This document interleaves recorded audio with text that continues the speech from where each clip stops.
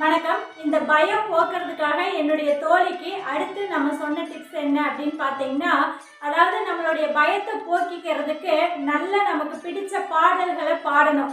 அதுக்கு நம்மளுடைய குரல் நல்ல குயில் போல இருக்கணும் அப்படிங்கிற அவசியம்லாம் கிடையாது.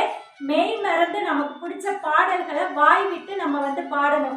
இப்படி செஞ்சுட்டு வரும்போது நமக்குள்ள இருக்கக்கூடிய பயம் கண்டிப்பாக நம்மளை விட்டு கொஞ்சம் கொஞ்சமாக அப்படியே போக ஆரம்பிச்சிடும். அடுத்தது இன்னொரு விஷயம் செய்யணும்.